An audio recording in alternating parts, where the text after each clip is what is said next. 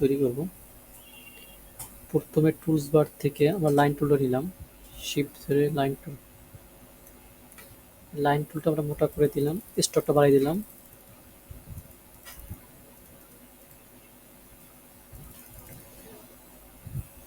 এখানে 25 করব। দেন এটা অবজেক্ট এক্সপান্ড,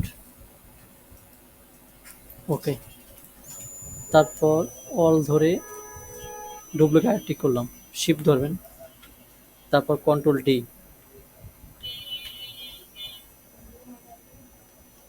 6টা লাইন করবেন।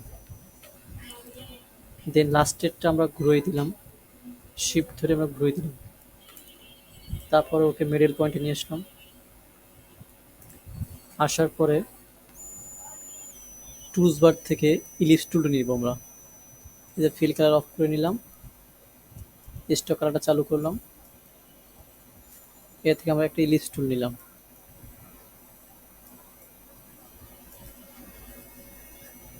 শিফট অল ধরে একটা ইলিপস টুল, তারপর এটার স্টকটা মোটা করে দিলাম,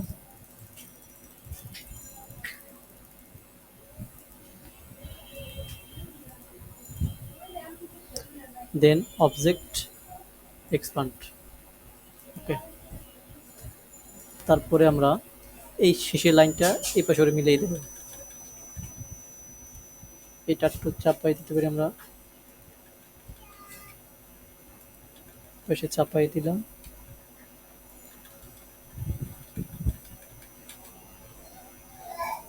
তারপর লাইন টুল এটা নিলাম। দেন আমরা সবগুলো সিলেক্ট করব, সিলেক্ট করে শেপ বিল্ডার টুলে যাব, শেপ বিল্ডার টুলে গেলাম, তারপর আমরা বার অল ধরে এই বাড়তি অংশগুলো কেটে দিলাম।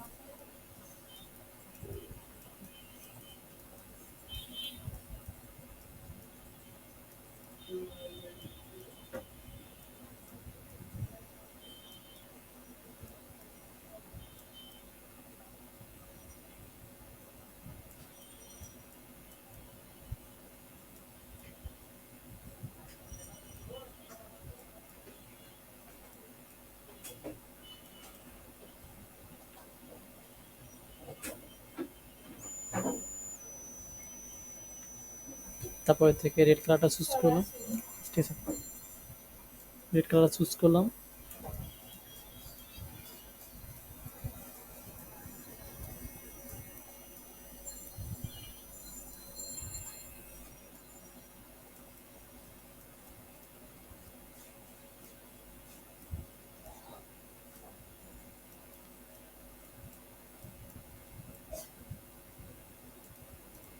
তারপরে থেকে আমরা পেইন্ট টুল থেকে পয়েন্ট করলাম, তারপর সব সিলেক্ট করব, সিলেক্ট করে শেপ বিল্ডার টুলে গেলাম, অল ধরে এই বাড়তি অংশটা কেটে ফেলে দিলাম, তারপরে ডাইরেক্ট সিলেকশন টুলে গেলাম,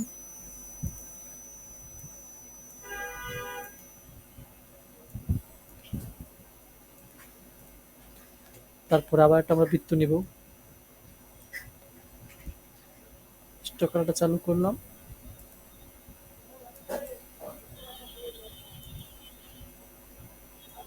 শিফট অল ধরে একটা বৃত্ত নিলাম, তারপরে যে স্টকটা মোটা করে দিলাম,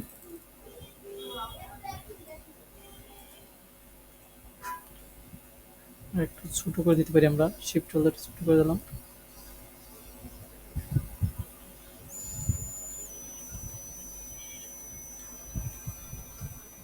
অবজেক্ট এক্সপান্ড,